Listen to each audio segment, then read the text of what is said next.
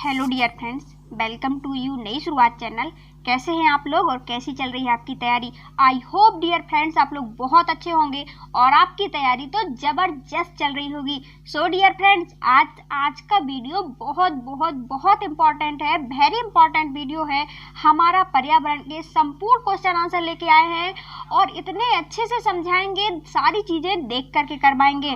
मतलब कि dear friends, सुनकर नहीं, पढ़कर नहीं, बल्कि देख करके सारी चीज़ों को करेंगे, जिससे कि डियर फ्रेंड्स आप बहुत बोर्ड एग्जाम क्या लंबे लाइफ टाइम नहीं भूल पाएंगे यदि वीडियो को एंड तक देखे लेते हैं तो।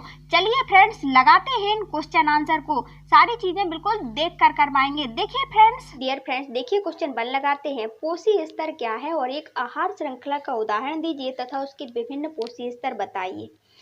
तो हमको पोषी स्तर आगे हम देखते हैं, ठीक है ना। तो किसी खाद्य श्रृंखला में, किसमें, खाद्य श्रृंखला में विभिन्न चरण या स्तर को ही हम पोषी स्तर कहते हैं। दो बातें याद रखना है, किसी खाद्य श्रृंखला में विभिन्न चरण या स्तर को पोषी स्तर कहते हैं। देखिए डियर फ्रेंड्स, ये हमारी क्या है, खाद्य श्रृंखला है, क्योंकि इसको हम देख रहे हैं, पेड़ है, पेड़ को हिरण खा रही है, हिरण को कौन खा रहा है, शेर खा रहा है, ठीक है ना। तो ये क्या है, खाद्य श्रृंखला है। इसमें आपको 3 स्तर दिखाई दे रहे हैं।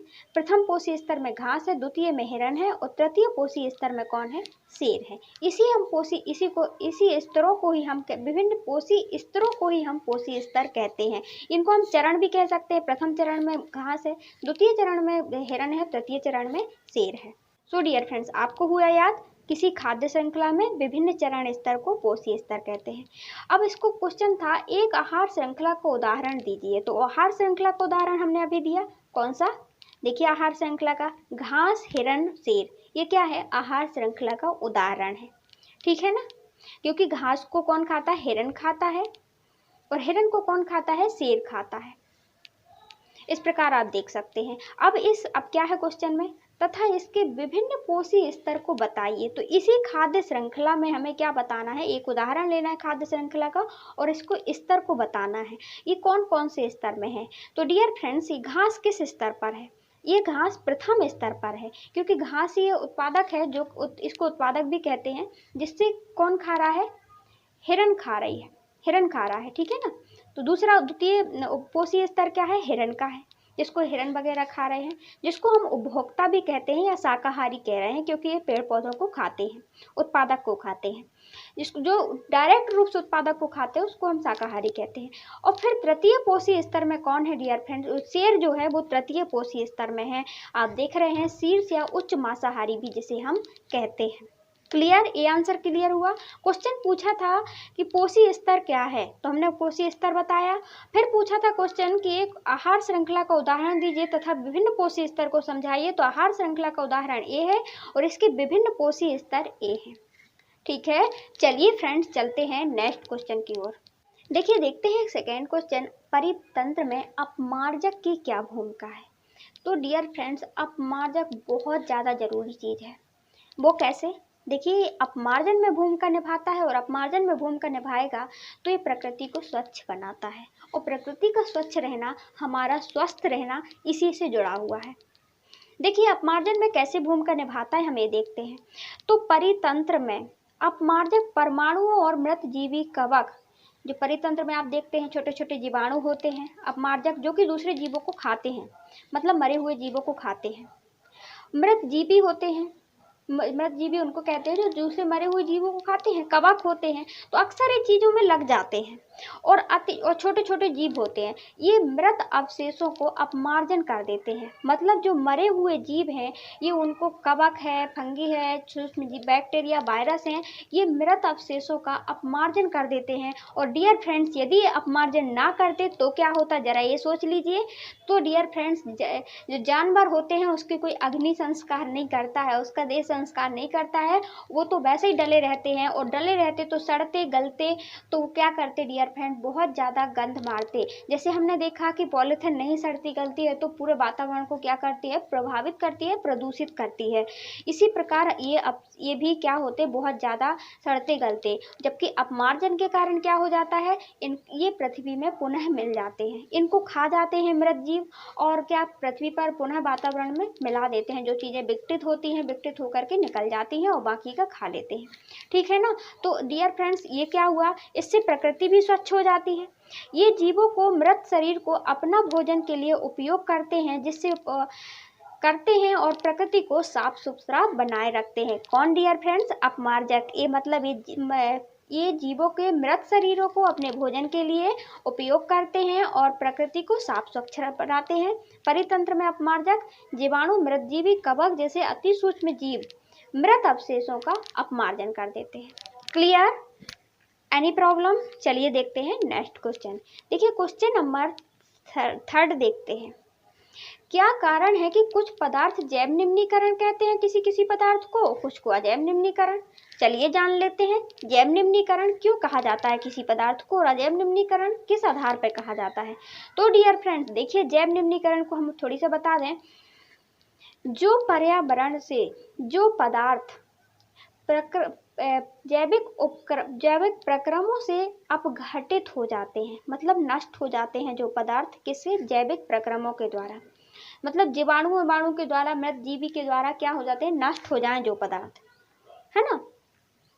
प्राणियों द्वारा उत्पन्न एंजाइम की सहायता से, मतलब जो जैविक आप एंजाइम भी ना भी लिखेंगे तो भी चलेगा, मतलब कि जैविक जीवाणुओं द्वारा अपघटित हो जाते, सहायता से समय के साथ कुछ टाइम बाद हम देखते हैं अपघटित हो जाते हैं और पर्यावरण का हिस्सा बन जाते हैं, उन्हीं को हम जैविक निम्नीकरण कहते हैं। मतलब जैविक निम्नीकरण किसे कहते हैं डियर फ्रेंड्स, तो जो जैविक प्रक्रमों से अपघटित हो जाएं, उनको डले डले स्वतः ही अपघटित हो जाएं अपने आप जैविक प्रक्रमों से। ठीक है ना।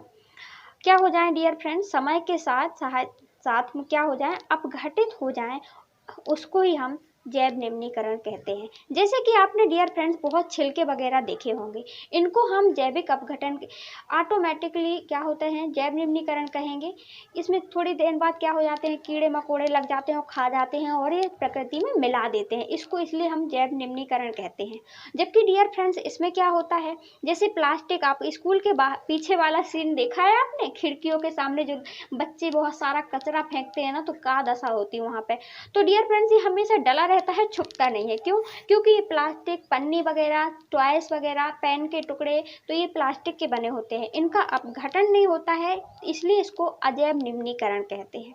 मतलब जैविक पदार्थों द्वारा उनका निम्नीकरण ना हो, मतलब अपघटन ना हो, उसको ही हम क्या कहते हैं, अजैव निम्नीकरण कहते हैं, जबकि इनका अपघटन हो जाता है। तो देखिए अजैव निम्नीकरण इसलिए कहते हैं क्योंकि यह संश्लिष्ट रचना के कारण इनके बंध दृढ़ता पूर्वक आपस में जुड़े होते हैं। तो बोलेंगे आप क्या, कौन सी लैंग्वेज में बात कर रहे हैं हमसे, तो डियर फ्रेंड्स इसमें यही होता है, जो पॉलीथिन होते हैं इनकी इस प्रकार इनकी रचना हुई होती है, इसकी संश्लिष्ट इस प्रकार रचना हुई होती है कि एक दूसरे से इसके कारण बंधे होते हैं दृढ़ता पूर्वक, और बंधे होने के कारण ये जब टूटेंगे नहीं तो इनका डियर फ्रेंड्स अपघटन कैसे होगा।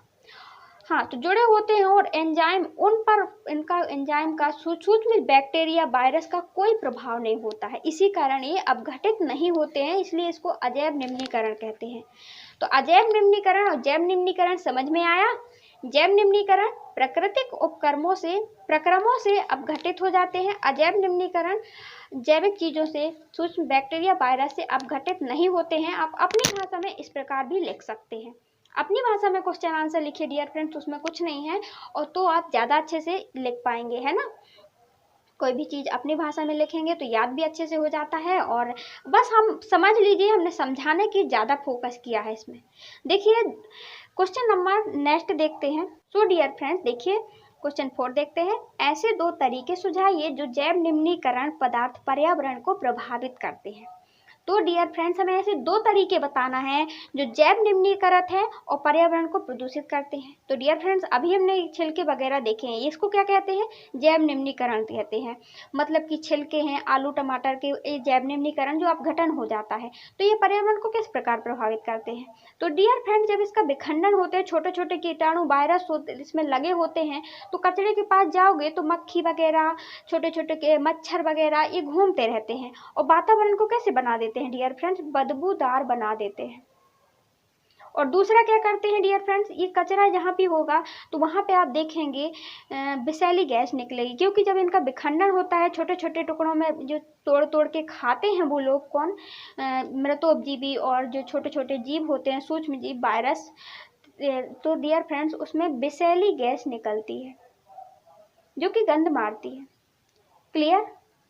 ये दो कारण हैं जो पर्यावरण को, जिससे पर्यावरण क्या होता है, वहाँ का आसपास का वातावरण जहाँ पे भी ये डले होते हैं वहाँ पे प्रभावित करते हैं इस प्रकार। तो जैविक पदार्थ अपघटन में वातावरण को बदबूदार बना देते हैं। वही निकला ना, जो जैविक पदार्थ होते हैं जब इनका अपघटन होता है तो वातावरण को बदबूदार बना देते हैं। दूसरा कारण क्या है जो वातावरण को प्रभावित करते हैं?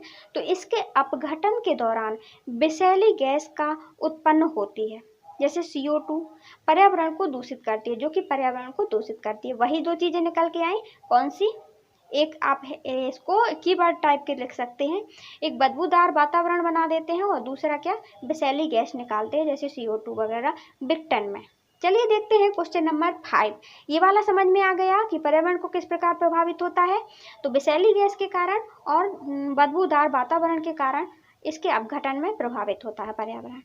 देखिए, ऐसे दो तरीके बताइए जिनसे अजैव निम्नीकरण पदार्थ पर्यावरण को प्रभावित करते हैं। डियर फ्रेंड्स, अभी हमने जैव निम्नीकरण बताया था जो पर्यावरण को प्रदूषित कर रहे थे गैस के द्वारा, विषैली गैस और बदबूदार वातावरण के द्वारा। अब बताना है अजैव निम्नीकरण क्या पर्यावरण को प्रदूषित करते हैं? डियर फ्रेंड्स, इनके बराबर तो कोई प्रदूषित करता ही नहीं है। मतलब कि जैव निम्नीकरण इनके बराबर प्रदूषण नहीं फैलाते हैं, इनके बराबर प्रभावित नहीं करते वातावरण को। क्यों डियर फ्रेंड? कुछ दिन के बाद ये सड़ गल के इनका विघटन सब कुछ हो जाता है और प्रकृति में पुनः मिल जाते हैं, ठीक है ना, ये पूर्ण रूप से खत्म हो जाते हैं। जबकि डियर फ्रेंड्स, यदि अजैव निम्नीकरण पदार्थ को देखें, मतलब इनको देखें, जो प्लास्टिक की पॉलीथीन पॉलीथीन वगैरह हैं, प्लास्टिक के डिब्बे हैं, पेन के खोखे हैं डियर फ्रेंड्स, तो ये कभी इनका बहुत लंबे समय लग जाता है डियर फ्रेंड्स, तब इनका अपघटन होता है, जल्दी विघटित नहीं होते हैं, जिसके कारण ये हमेशा पर्यावरण को प्रदूषित करते रहते हैं। ये तो कुछ दिन में आपको ये महीना एक में खत्म मिलेंगे, वहाँ कुछ नहीं मिलेगा। जबकि यहाँ यदि हमने देखा, आपने ये सीन स्कूल के पीछे वाला सीन है, यहाँ पे सब बच्चे ला करके कचरा डालते हैं, है ना। तो ये डियर फ्रेंड्स, ये इनका विघटन नहीं होता है, ये डले रहेंगे। ये ऐसी चोरी है जो कि आपको कभी भी पकड़ सकते हो स्कूल वाले, है ना। तो डियर फ्रेंड्स देखिए, बाहर पीछे से कचरा ना फेंके, क्योंकि यहाँ से जो बदबू आएगी तो वो आप ही को आएगी। इसके बाद देखिए, वो तो बात की बात है, अभी आप इसमें देखिए। तो अजैव निम्नीकरण कैसे प्रभावित करता है डियर फ्रेंड्स? तो ये बहुत दिन तक डले रहते हैं और जाकर के इसकी पन्नी अन्नी कहाँ चली जाती हैं? बह करके जल प्रदूषण फैलाती है। बह के जाएंगे जल में, प्रदूषित करेंगे, गंदा करेंगे कि नहीं करेंगे? करेंगे।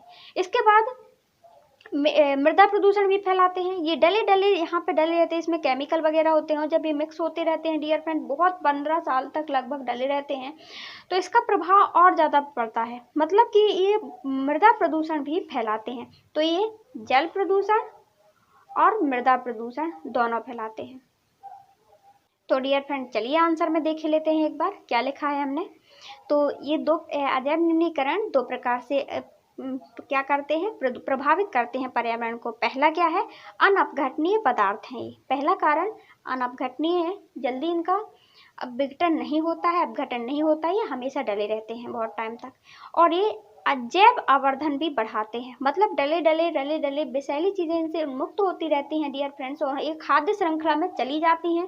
मतलब मृदा में गई, मृदा से क्या हुई? पेड़ पौधों ने अब केमिकल वगैरह पेड़ पौधों में चला गया, और इसका प्रभाव, इसके जो फल हम खाएंगे तो उसका प्रभाव हम पर भी पड़ेगा और हमको भी नुकसान पहुँचाएंगे, ठीक है ना। तो डियर फ्रेंड्स, एक एक से पढ़ लेते हैं। देखिए, अनअपघटनीय पढ़ते हैं हम। तो अनअपघटनीय पदार्थ, ये जैव निम्नीकरण पदार्थ का अपघटन नहीं होता है, नहीं हो पाता, जिससे ये भूमि और जल संसाधनों को प्रदूषित कर देते हैं। तो अनअपघटनीय क्या करते हैं, भूमि और जल प्रदूषण फैलाते हैं। अब पढ़ लेते हैं जैव आवर्धन किस प्रकार फैलाते हैं। तो डियर फ्रेंड्स, ये जैव आवर्धन में हमने देखा, ये खाद्य श्रृंखला में मिलकर के जैव आवर्धन करते हैं और मनुष्य को हानि पहुंचाते हैं। जैव आवर्धन मतलब खाद्य श्रृंखला में विषैली चीज का मिल जाना, उसको जैव आवर्धन कहते हैं। और डियर फ्रेंड्स, ये खाद्य श्रृंखला से मनुष्यों में पहुंच जाते हैं और जो कि हानि पहुंचाते हैं हम सभी को। तो जैव आवर्धन, तो हमने क्या देखा, अजैव निम्नीकरण पदार्थ किस प्रकार एक अनअपघटन होकर के और एक जैव आवर्धन के द्वारा हमें नुकसान पहुंचाते हैं। चलिए देखते हैं क्वेश्चन नंबर 6 देखते हैं। इतना क्लियर हो तो कमेंट बॉक्स में कमेंट करिए और एक लाइक जरूर करिए। देखिए फ्रेंड्स, ओजोन क्या है तथा वह किसी परितंत्र को किस प्रकार प्रभावित करती है। तो डियर फ्रेंड्स, ओजोन क्या है, अभी तक आपने कई बार पढ़ा होगा।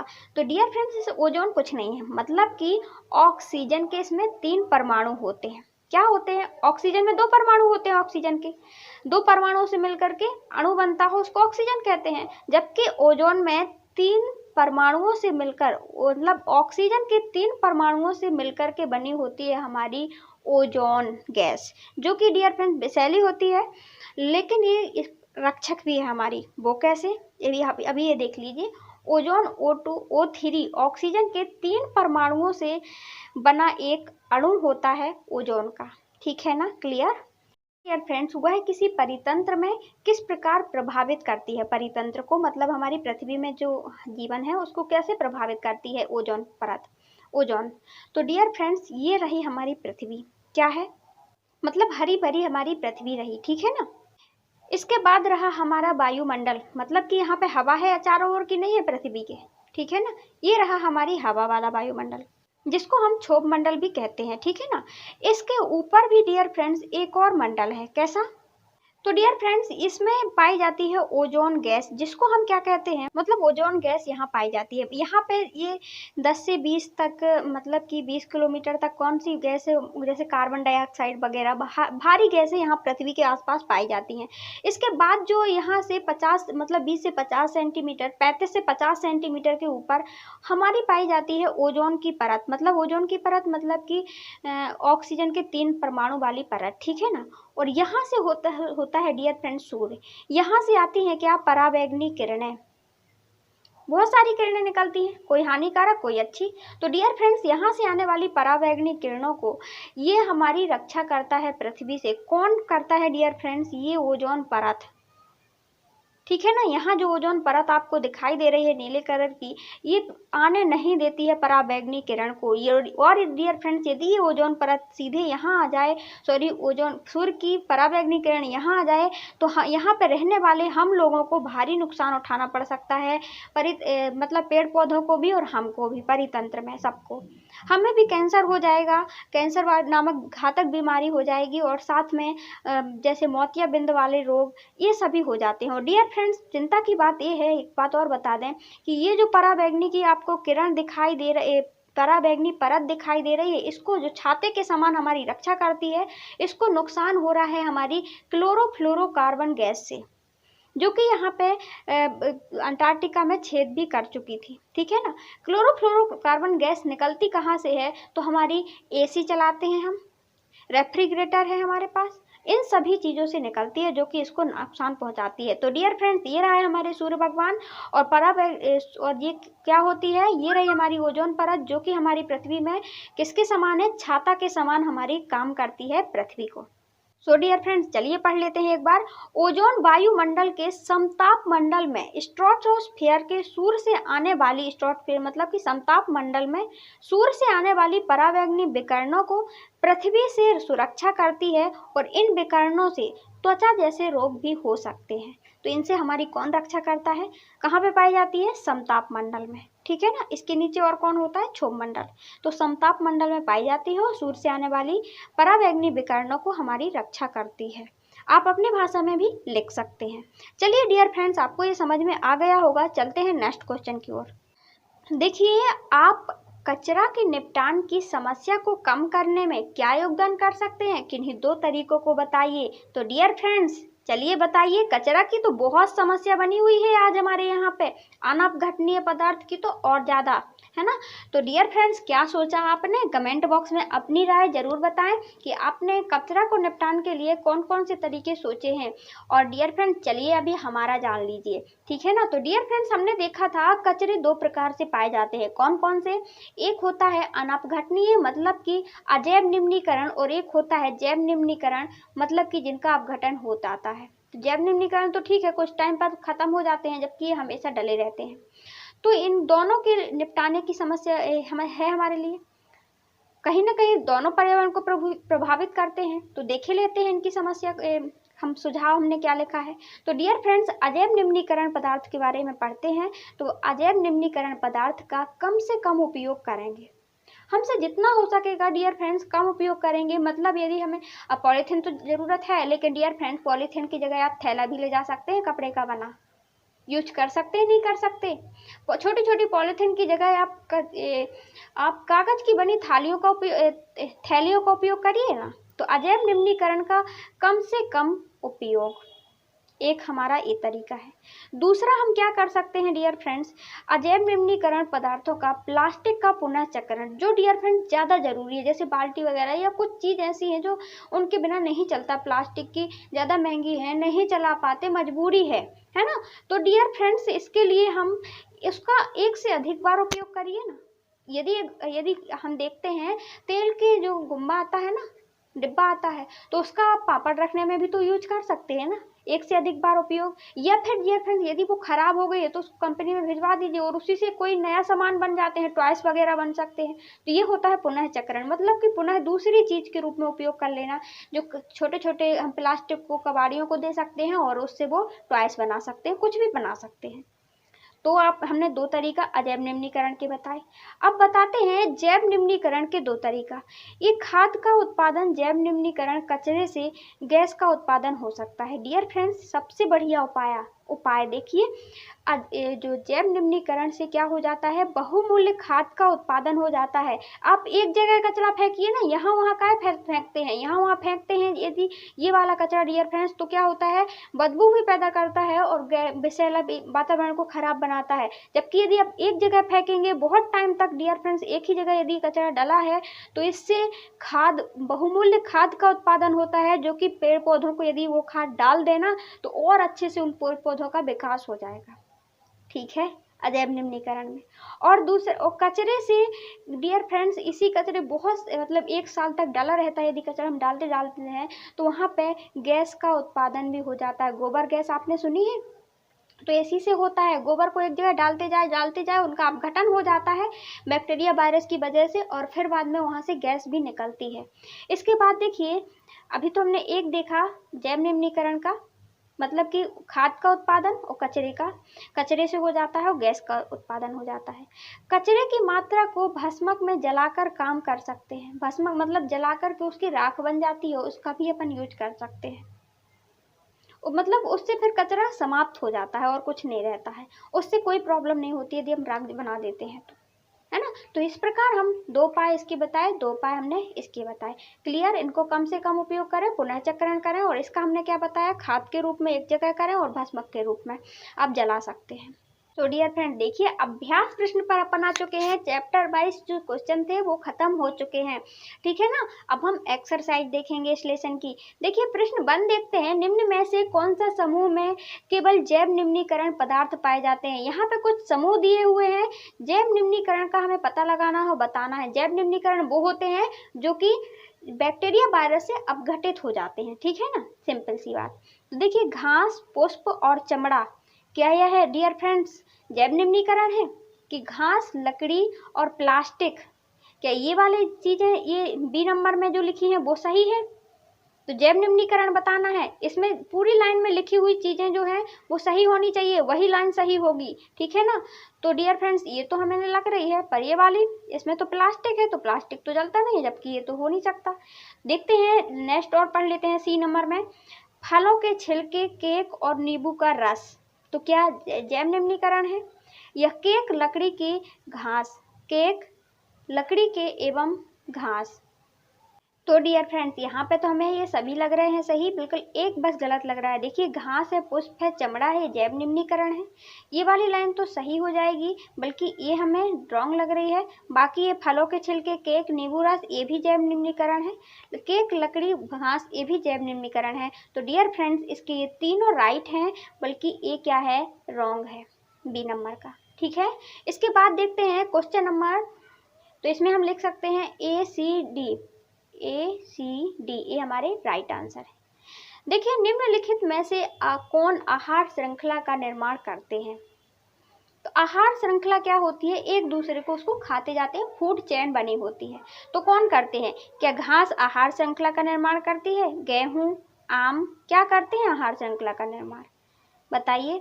यह घास, बकरी, मानव, यह बकरी, गाय, हाथी, यह घास, मछली और बकरी। तो डियर फ्रेंड्स खाद्य श्रृंखला कौन बनाती है, जहाँ एक दूसरे को खाती जाए। तो डियर फ्रेंड्स यहाँ पे घास है, घास के बाद गेहूं, तो घास ही में आएगा ना, तो ये तो रॉन्ग हो जाएगा, यहाँ गेहूं नहीं आना चाहिए था। ये तो सभी उत्पादक हैं, है ना। इसके बाद घास है, घास को बकरी खाती है, बकरी को बहुत सारे मानव भी खा लेते। बकरा खाते कि नहीं खाते, अधिकतर हम सुनते हैं कि कटता रहता है, ठीक है ना। बहुत से धर्मों का रिवाज था, पहले परंपरा थी, लेकिन अब नहीं है, लोग जागरूक हो रहे हैं तो ऐसा कुछ नहीं कर रहे हैं। देखिए बकरी तो ठीक, ये तो बकरी नहीं आएगा, आगे तो क्या आना चाहिए, पेड़ पौधे आना चाहिए ना, उत्पादक आना चाहिए। तो बकरी तो उपभोक्ता है, ये भी रॉन्ग हो जाएगा, ये भी रॉन्ग हो जाएगा, ठीक है। इसमें शुरू से रॉन्ग हो गया। इसमें घास है तो घास सही है, मछली सही है, मछली को लेकिन बकरी नहीं खाती, बकरी तो क्या है, शुद्ध शाकाहारी है। तो डियर फ्रेंड्स ये भी रॉन्ग हो जाएगा। तो राइट कौन सा बचता है हमारा, तो ऑप्शन नंबर बी हमारा राइट बचता है, ठीक है, क्लियर। चलिए देखते हैं नेक्स्ट क्वेश्चन, क्वेश्चन नंबर 3। निम्न में से कौन सा पर्यावरण का मित्र व्यवहार कहलाते हैं, जो कि डियर फ्रेंड्स मतलब पर्यावरण का अच्छा व्यवहार कौन सा है, मित्र कहें अच्छा पर्यावरण के प्रति। तो बाजार में आप जाते हैं, जाते समय सामान के लिए कपड़े का थैला ले जाते हैं, तो क्या अच्छा व्यवहार है, तो ये तो कपड़े का थैला ले जाना अच्छा है। पॉलीथिन वगैरह ले जाते हैं तो बेकार होगा। कार्य का समाप्त हो जाने पर लाइट के बल्ब, पंखे को, स्विच को बंद कर देते हैं, तो डियर फ्रेंड इससे भी अच्छा होगा, है ना। इससे हमारी बिजली की खपत ज़्यादा नहीं होगी, पर्यावरण को हानि नहीं पहुंचेगी, इससे बिजली भी बहुत विकिरण के द्वारा उत्पन्न हो पाती है, ऐसी नहीं हो जाती। माँ द्वारा स्कूटर से विद्यालय छोड़ने की बजाय तुम्हारा विद्यालय तक पैदल जाना, तो क्या यह पर्यावरण को मित्र मानते हैं आप, तो करते हैं। तो डियर फ्रेंड्स इसमें तीनों ही आंसर बिल्कुल राइट हैं, ये पर्यावरण को मित्र बनाने के लिए व्यवहार कहलाते हैं। उपरोक्त सभी इसका आंसर हो जाएगा, क्लियर। चलिए चलते हैं नेक्स्ट क्वेश्चन की ओर। क्वेश्चन नंबर 4 देखते हैं, क्या होगा यदि हम एक पोषी स्तर के सभी जीवों को समाप्त कर दें या फिर मार डालें। तो हम देखते हैं पोषी स्तर हमने 3 बताए थे। सो डियर फ्रेंड्स आप यहाँ पे पोषी स्तर देख सकते हैं, और क्वेश्चन में ये लिखा है पोषी स्तर यही है कि एक दूसरे को यहाँ पे निर्भर हैं, ठीक है ना, एक दूसरे पर। और यदि हमने एक को समाप्त कर दिया तो क्या होगा डियर फ्रेंड्स, यदि हमने घास को समाप्त कर दिया तो इसका प्रभाव क्या होगा, प्रभाव पड़ेगा कि नहीं पड़ेगा ऊपर वाले में। तो यदि घास को हमने उत्पादक को समाप्त कर दिया तो यहाँ पे जीव ही नहीं बचेंगे, ना ही भेड़ इसको बकरी है या फिर हिरन है, घास को नहीं खाएगा तो ये जीवित नहीं रहेगा, और ये जीवित नहीं रहेगा तो फिर शेर किसको खाएगा, इनको कैसे खाएगा जब ये है ही नहीं है। तो डियर फ्रेंड्स पूरी श्रृंखला यदि उत्पादक समाप्त हो जाता है तो ये सभी समाप्त हो जाएंगे। दूसरा हम देखेंगे यदि हमने इस वाले पोषी स्तर को खत्म कर दिया तो क्या होगा। तो डियर फ्रेंड्स यहाँ घास ही घास हो जाएगी, पूरे संसार में बहुत ज़्यादा हो जाएगी, इसको खाने वाला कोई नहीं है इस घास को। और ऊपर यदि हम देखें ऊपर के स्तर पर, तो डियर फ्रेंड्स यदि हमने इसको मार दिया तो ये तो कैसे जीवित रहेगा शेर, इसको खाने वाला जो होगा तृतीय पोषी स्तर, इसका जीवन संकट में आ जाएगा, ठीक है ना। चलिए फ्रेंड्स आंसर में देख लेते हैं हमने क्या लिखा है। यदि हम एक पोषी स्तर के सभी जीवों को समाप्त कर दें तो नीचे के पोषी स्तर के सभी जीवों की संख्या बढ़ जाएगी, ठीक है ना। जैसे हिरण को यदि हमने समाप्त कर दिया तो उसके नीचे जो घास वगैरह थी वो बढ़ती जाएगी, उसको खाने वाला कोई नहीं, है ना। इसके यदि हम उसके ऊपर के पोषी स्तर को जीवों के लिए जीवन निर्वाह करना कठिन हो जाएगा इससे, मतलब यदि हमने एक कोशी स्तर के जीवों को खत्म कर दिया तो नीचे की संख्या बढ़ जाएगी, और इसके ऊपर जो है जैसे शेर वगैरह हमने देखे थे, हिरण को मार दिया तो घास बढ़ जाएगी, और ऊपर ऊपर मतलब हिरण शेर वगैरह को जीवों के लिए जीवन का निर्वाह करना कठिन हो जाएगा। इस प्रकार संपूर्ण जैव समुदाय परितंत्र प्रभावित होगा, अर्थात नष्ट हो जाएगा पूरा संपूर्ण संसार, यदि एक जैविक स्तर के हमने संपूर्ण तरह मार दिया तो। क्लियर हुआ है आंसर, एक कोशी स्तर का कितना प्रभाव पड़ता है दूसरे। इसीलिए डियर फ्रेंड्स हम लोग क्या करते हैं, वन्य जीवों की रक्षा करते हैं। हमारी सरकार इसके लिए पुरस्कार देती है, मध्य प्रदेश सरकार में तो खुद है बसावन मामा पुरस्कार, शहीद अमृता देवी पुरस्कार, है ना, विभिन्न प्रकार के पुरस्कार देती है कि इसकी रक्षा की जाए, संरक्षण की जाए, और डियर फ्रेंड्स इनको मारने पर सजा भी देती है हमारी सरकार। इसीलिए क्योंकि एक कोशी स्तर से कहीं ना कहीं हमारा परितंत्र, दूसरा जीव भी प्रभावित होता है। यही तो हमारा परितंत्र है, हम एक दूसरे से प्रभावित जरूर होते हैं। देखिए डियर फ्रेंड, क्वेश्चन 5 देखते हैं। क्या होगा यदि किसी कोशी स्तर के सभी सदस्यों को हम हटाने का प्रभाव क्या भिन्न भिन्न कोशी स्तर के लिए अलग अलग होगा। यदि एक कोशी स्तर को हटाते हैं डियर फ्रेंड्स, तो क्या जो अलग अलग कोशी स्तर के जीव हैं, जैसे प्रथम कोशी स्तर, द्वितीय तृतीय कोशी स्तर हैं, तो इनके लिए क्या अलग अलग होगा। बिल्कुल होगा। क्या किसी कोशी स्तर के जीवों को परितंत्र को प्रभावित किए बिना हटाना संभव है। तो नहीं। क्या किसी भी कोशी स्तर के जीवों को परितंत्र को प्रभावित किए बिना, तो डियर फ्रेंड्स यदि हम किसी भी कोशी स्तर को जीवों को हटाते हैं तो वो परितंत्र में उसका प्रभाव जरूर पड़ता है, और परितंत्र को प्रभावित किए बिना हम जीव को नहीं हटा सकते हैं। डियर फ्रेंड्स चलिए देख लेते हैं हम एक बार डायग्राम में। डियर फ्रेंड्स देखिए, यदि हम किसी एक कोशी स्तर को हटाते हैं तो उसका प्रभाव विभिन्न अलग अलग पड़ता है सब में। वो कैसे। डियर फ्रेंड्स यदि हमने यहाँ पे कुछ नहीं किया है, यदि हमने इस उत्पादक को हटा दिया डियर फ्रेंड्स, तो इसका प्रभाव तो संपूर्ण परितंत्र में पड़ेगा, संपूर्ण पृथ्वी पर पड़ेगा। यदि हमने उत्पादक मतलब पेड़ पौधों को डियर फ्रेंड्स हटा दिया पृथ्वी से, प्रथम कोशी स्तर को यदि हमने हटा दिया, तो इसका प्रभाव देखिए, इसको ही कौन खाता है, ये खाते हैं हिरण वगैरह, और हिरण को कौन खाता है, ये खाते हैं। तो ना हिरण घास को खाएगा, ना हिरण को शेर वगैरह खा पाएंगे, इसी प्रकार बकरी वगैरह। तो इसका प्रभाव संपूर्ण परितंत्र में पड़ेगा, समाप्त हो सकता है। इसके बाद डियर फ्रेंड्स यदि हमने द्वितीय कोशी स्तर को हटाया तो इसका प्रभाव अलग अलग सब में पड़ेगा। वो कैसे। द्वितीय कोशी स्तर को हटाया मतलब हिरण वाले जो शाकाहारी जीव हैं उनको हटा दिया। तो डियर फ्रेंड्स शाकाहारी जीव मतलब कि जो घास वगैरह खाते हैं, पेड़ से उत्पादित भोजन करते हैं, इनको हटा दिया तो डियर फ्रेंड्स पृथ्वी में घास ही घास बढ़ जाएगी, निचले कोशी स्तर की संख्या अत्यधिक बढ़ जाएगी, इसका ये प्रभाव पड़ेगा। और इसके बाद इसके ऊपर कोई प्रभाव पड़ेगा, तो बिल्कुल पड़ेगा। इसके ऊपर यदि हमने इसको हटा दिया तो इसके ऊपर इसको खाने वाले जो तृतीय स्तर पर कोशी स्तर है उसकी संख्या बिल्कुल कम जाएगी और ख़त्म भी हो सकती है। क्लियर। इसके बाद डियर फ्रेंड्स यदि हमने तृतीय कोशी स्तर को हटाया मतलब कि द्वितीय उपभोक्ता को हटाया तो क्या होगा। तो फिर डियर फ्रेंड्स और कुछ इसके ऊपर तो इसको कोई खाने वाला नहीं है, ये हट भी जाएगा तो क्या प्रभाव पड़ेगा। लेकिन नहीं डियर फ्रेंड्स, इसका भी प्रभाव हमें देखने को मिलेगा। तो इसका क्या प्रभाव मिलेगा, तो इसका प्रभाव ये मिलेगा कि द्वितीय कोशी स्तर के जीवों में वृद्धि हो जाएगी, और फिर इनके वृद्धि होने के कारण ये ज़्यादा वृद्धि हो जाएगी। तो जब ज़्यादा वृद्धि हो जाएगी हिरणों की, तो इनके लिए प्रथम कोशी स्तर के लिए घास कम जाएगी। इनके लिए खाना और कहाँ से पाएंगे ये लोग, जितनी भी घास है तो और ज़्यादा खा रहे हैं और ज़्यादा, इनको तो मृत्यु हो ही नहीं रही है। तो एक दूसरे से अलग अलग प्रभाव देखने को मिले कि नहीं मिले हमें। तो सभी कोशी स्तर के लिए हमें भिन्न भिन्न प्रभाव देखने को मिले। उत्पादक में हमने प्रथम कोशी स्तर में हमने ये देखा कि इसको हटा देने से संपूर्ण परितंत्र बिगड़ जाएगा। दूसरा द्वितीय कोशी स्तर में देखा हमने, इसको हटा देने से इसका प्रभाव दोनों पर पड़ेगा, मतलब कि यहाँ पे वृद्धि हो जाएगी और यहाँ पे घट जाएगी ऊपर के स्तर में। इसको हटा देने से हमें अलग प्रभाव देखने को मिला। इससे कौन प्रभावित होगा, इसका ये वाला जीव अत्यधिक वृद्धि हो जाएगी, जिससे इसमें घास में भी वृद्धि हो जाएगी। इसमें कमी आ जाएगी। ठीक है ना। तो इसमें वृद्धि हो रही है, इसमें कमी हो रही है, अलग देखने को मिला ना। और जबकि इसमें हमने क्या देखा था कि यदि हम इसको हटा देते हैं तो इसमें क्या हो जाती है, इसमें वृद्धि हो जाती है और इसमें कमी हो जाती है। सब अलग अलग प्रभाव देखने को मिल रहा है। यही क्वेश्चन पूछ रहा था हमसे। चलिए डियर फ्रेंड्स एक बार आंसर पढ़ लेते हैं। देखिए किसी पोषी स्तर को हटाने से, सदस्यों को हटाने से प्रभाव डियर फ्रेंड्स अलग अलग भिन्न भिन्न पोषी स्तर के लिए अलग अलग होता है। ठीक है ना। यदि हमने इसको हटा दिया तो इसका प्रभाव इस पर अलग होगा और इस पर अलग होगा, भिन्न भिन्न होता है। ये तो सही है, यही क्वेश्चन पूछ रहा था कि अलग अलग होता है, तो हाँ होता है। अब वो कैसा हटाने का प्रभाव, यदि हम उत्पादक को हटाते हैं तो इसका प्रभाव सारा परितंत्र ही नष्ट हो जाएगा। इसका प्रभाव क्या पड़ रहा है, पूरा परितंत्र ही नष्ट हो जाएगा।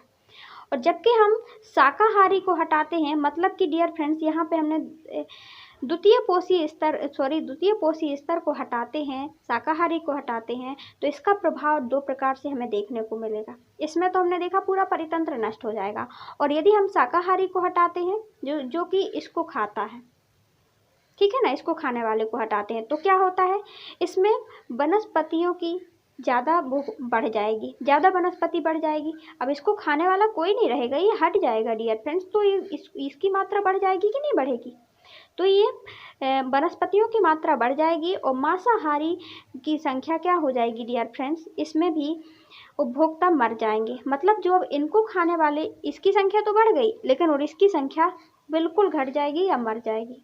जनन और वृद्धि रोकने में समाप्त हो जाएगी इन दोनों। ठीक है ना, क्लियर। चलिए देख अब डियर फ्रेंड्स हम लास्ट इसको हटाते हैं। माना कि हमने इसी को हटा दिया तो इसका क्या प्रभाव पड़ा, तो इसका प्रभाव मांसाहारी द्वितीय उपभोक्ता को हटाने का शाकाहारी पर अधिक वृद्धि, जिससे क्षेत्रीय वनस्पतियों में कमी आ सकती है। मतलब कि डियर फ्रेंड्स यदि हमने इसको हटा दिया तो इसका प्रभाव क्या होगा, इसको अब खाने वाला, ये खाता था इसको, तो इसको अब कोई नहीं खाएगा, और कोई नहीं खाएगा तो इनकी संख्या वृद्धि हो जाएगी। जब ये संख्या में वृद्धि हो गई तो घास तो उतनी ही थी और खाने वाले घास को बहुत हो जाएंगे, तो परितंत्र बिगड़ा कि नहीं बिगड़ा, तो अलग अलग प्रभाव पड़ा।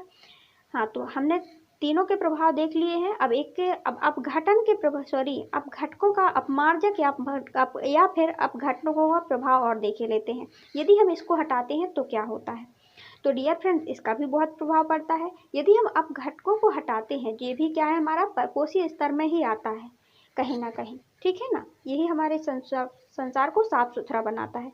तो मृतक जीवों का ढेर बीमारियां, मृतक जीवों के शरीर से ढेर हो लग जाएगा, जिससे बीमारियां फैलेंगी। यदि अपमार्जक नहीं होंगे तो अपमार्जक के कारण क्या हो जाएगा, ना होने के कारण जो मरे हुए जीव हैं उनका अपघटन नहीं होगा, है ना, छोटे छोटे जीव नहीं होंगे तो, और जिससे बीमारियां फैलेंगी, उनका ढेर लग जाएगा। मृत शरीर में जीवाणु उत्पन्न हो जाएंगे, जिससे कि बीमारियां जरूर फैलेंगी। मिट्टी में पोषक तत्वों की कमी हो जाएगी। हमने देखा कि अपमार्जक जो होते हैं वो अपघटन कर देते हैं, तो उससे क्या हो जाता है, इससे इसका प्रभाव वो न्यू खाद के रूप में बन जाते हैं, जो कि पौधों के लिए आवश्यक होते हैं, मिट्टी की उर्वरक शक्ति को बढ़ाते हैं। सो क्लियर, आपको ये सब कुछ क्लियर हुआ कि नहीं हुआ।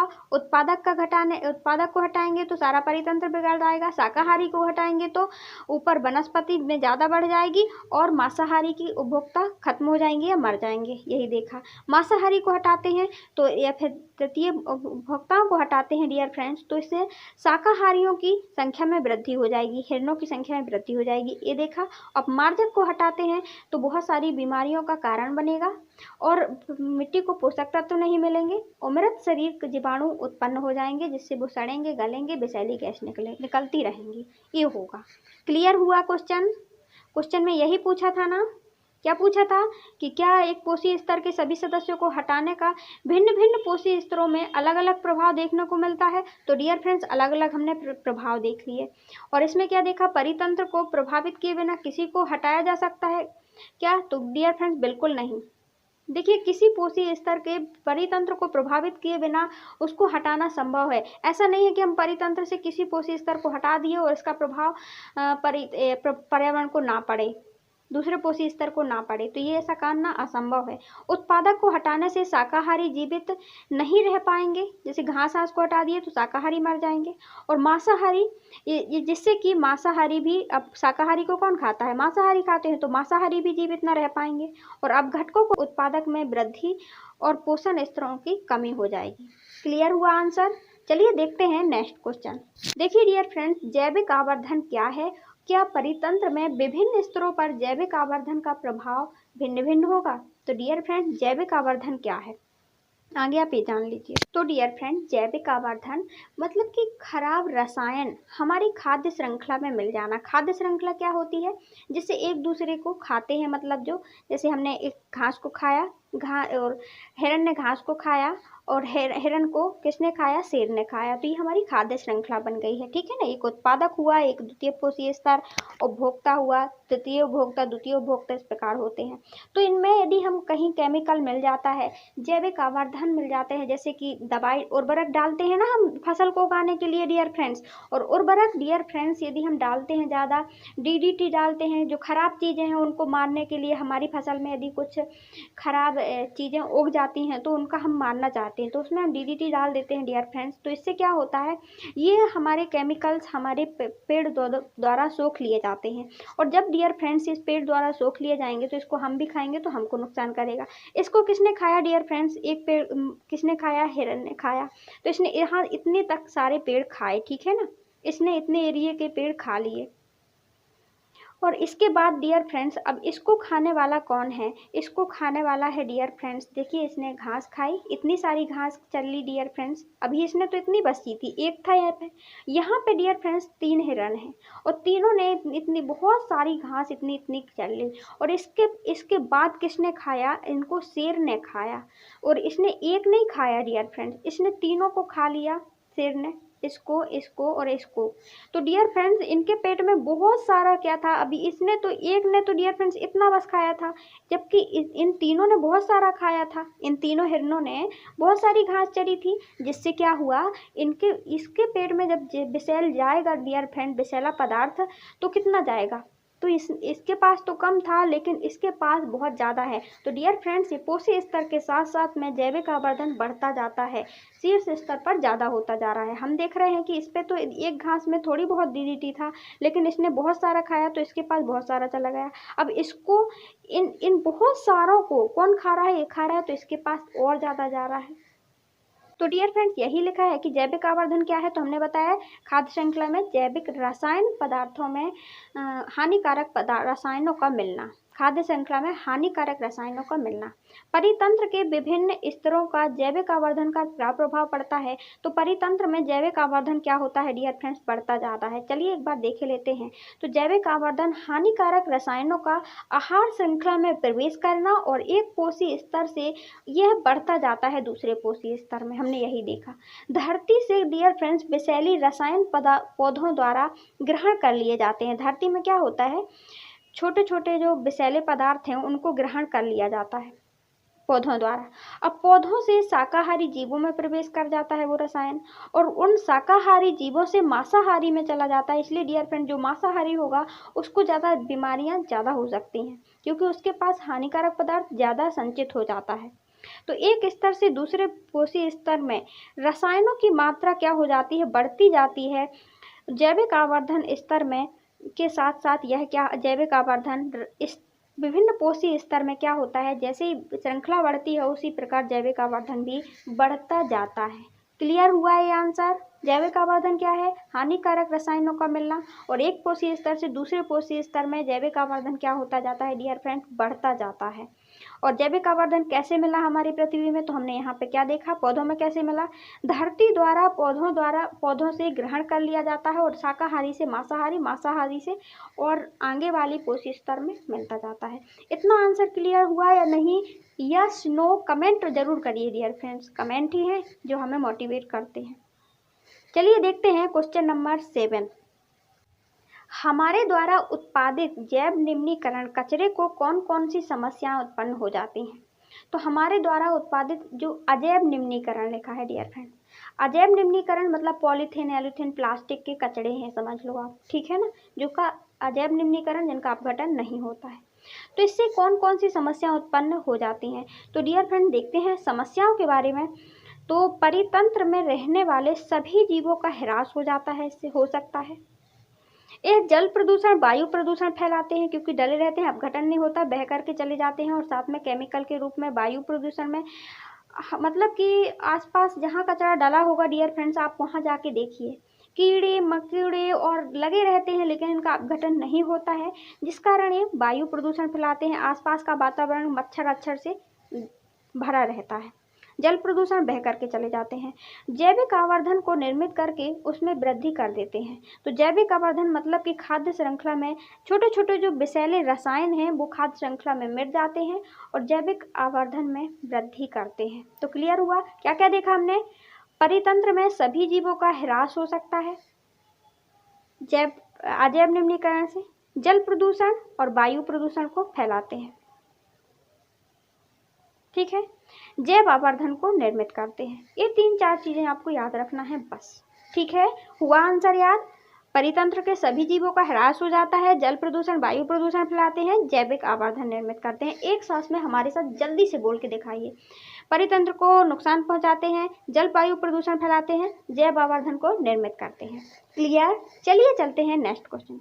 सो डियर फ्रेंड, देखिए हमारे द्वारा उत्पादित सारा कचरा जैव निम्नीकरण हो तो इसका क्या पर्यावरण में कोई प्रभाव ना पड़ेगा? तो थोड़ी बहुत तो पड़ेगा और ना भी मतलब कुछ अच्छा भी होगा कुछ बुरा भी होगा जैव निम्नीकरण में। जैव निम्नीकरण मतलब जो आलू के छिलके हैं जिनका अपघटन हो जाता है, जैसे आपने खाद देखी है, जैसे भूसा है, भूसा आपने देखा है जो फसल के द्वारा मतलब हमें फसल हम काट लेते हैं और जो गेहूँ मक्का वगैरह ले लेते हैं लेकिन उसमें भूसी भी उत्पन्न होती है, उनके पेड़ पौधे बच जाते हैं। तो डियर फ्रेंड्स, यदि वो डले डले क्या हो जाते हैं, स्वयं ही नष्ट हो जाते हैं। ठीक है ना, ये क्या हुए डियर फ्रेंड? जैव निम्नीकरण हुए। तो इसका क्या प्रभाव पर्यावरण पर, आसपास के वातावरण पर पड़ता है, ये पूछा है।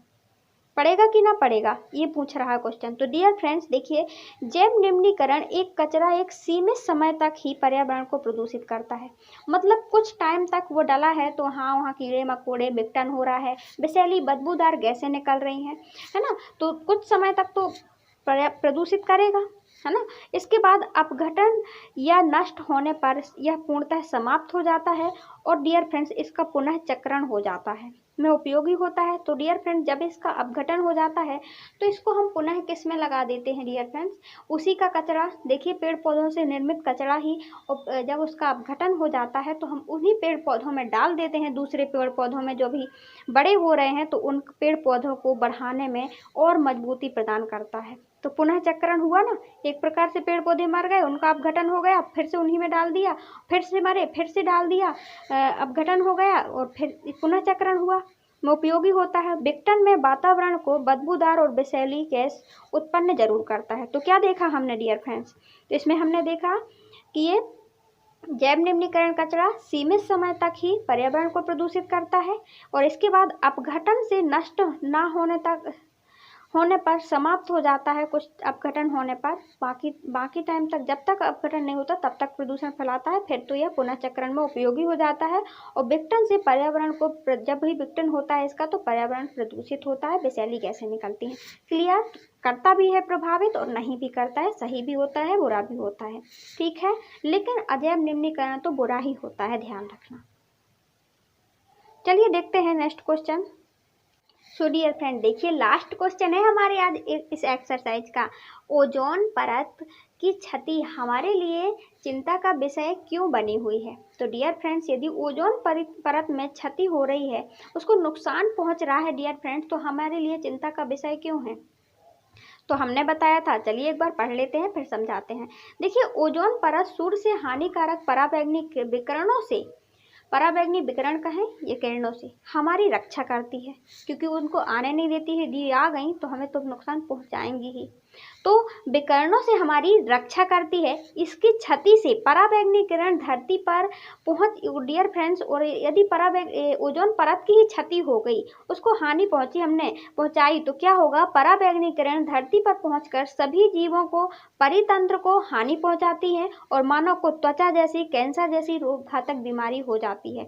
तो डियर फ्रेंड्स, ओजोन परत किस प्रकार, हमें चिंता क्यों हो रही है ओजोन परत जिससे ना आए? तो डियर फ्रेंड्स, ये रहा हमारे सूर्य देवता, यहाँ से निकलती है बहुत सारी किरणें निकलती हैं। तो एक निकलती है अल्ट्रावायलेट, मतलब कि ओजोन परत निकलती है, पराबैंगनी किरण निकलती है, और ये पृथ्वी के आसपास में लगभग 50 किलोमीटर की समथिंग पे, 35 से 50 किलोमीटर की समथिंग पे ओजोन की परत पाई जाती है, जो कि डियर फ्रेंड्स इन किरणों को लौटा देती है, आने नहीं देती है। और यदि इसको हानि हो गई तो डियर फ्रेंड्स, यदि हमारे छाते रूपी ओजोन परत में क्षति पहुंची, जो कि अंटार्कटिका में देखा गया था 1970 में। फिर 1987 में मॉन्ट्रियल समझौता हुआ कि ओजोन परत को हानि ना पहुंचाई जाए। तो ये हमारी चिंता का विषय है ना, है कि नहीं? यदि आ गई तो, यदि इसमें क्षति हो रही है तो ओजोन परत में, तो डियर फ्रेंड्स ये निकलती कहाँ से है, इसमें क्षति कहाँ से होती है, आप इतना और जान लीजिए। तो ओजोन परत में क्षति क्लोरोफ्लोरोकार्बन के द्वारा होती है, जिसका उपयोग, ये गैस है डियर फ्रेंड,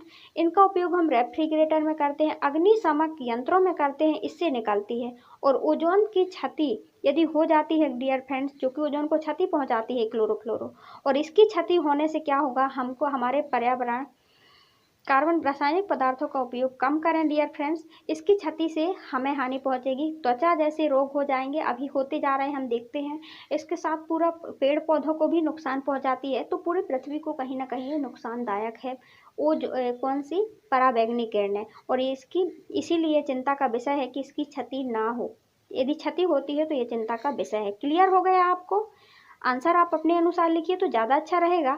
चलिए कोई बात नहीं, यदि आप हमारे अनुसार भी लिखते हैं तो आप समझ के लिखिए, ज़्यादा टाइम तक याद रहेगा। और यदि आप एक बार समझ लेते हैं तो प्लीज़ डियर फ्रेंड्स कॉपी उठाइए और एक बार लिखने की कोशिश कीजिए। एक दो बार यदि वीडियो देख लेते हैं तो आपको पूरा क्लियर हो जाएगा। So dear friends, thanks for watching. पढ़ते रहिए, बढ़ते रहिए। Self study best study. Thank you. Share, subscribe, like करना बिल्कुल ना भूलें।